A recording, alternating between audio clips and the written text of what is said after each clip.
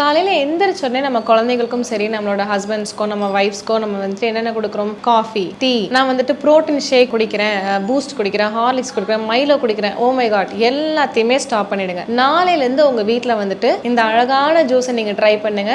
என்னன்னு கேட்டிங்கன்னா வெள்ளை பூசணி juice, white pumpkin, ash card. So கண்டிப்பாக இந்த ஒரு ஜூஸ் வந்துட்டு உங்களோட லைஃப்பில் ஒரு பெரிய பெரிய மாற்றத்தை கொண்டு வரும். வெள்ளை பூசணி ஜூஸ் எப்படி போடலாம்? நீங்கள் வெள்ளை பூசணியை தோல் மட்டும் நீக்கிட்டு உள்ள மிக்சியில் போட்டு நல்லா அரைச்சிட்டு ஒரு மெஷ் கிளாத் வச்சு நல்லா வடிகட்டி ஜூஸை மட்டும் எடுத்துட்டு கொஞ்சோண்டு உப்பு, பெப்பர், தேன் ஊற்றி நீங்கள் சாப்பிடலாம். வீசிங், சைனஸ், ஆஸ்துமா இருக்கிறவங்க வந்துட்டு எடுக்காதீங்க.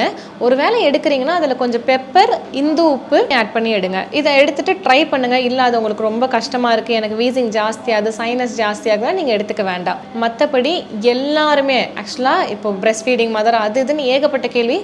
எல்லாருமே வெள்ளை பூசணி ஜூஸை ரெகுலராக எடுக்கலாம், வாழ்நாள் முழுக்க எடுக்கலாம். அவ்வளோ அருமையான மருத்துவ குணங்கள் அந்த ஜூஸில் இருக்குது.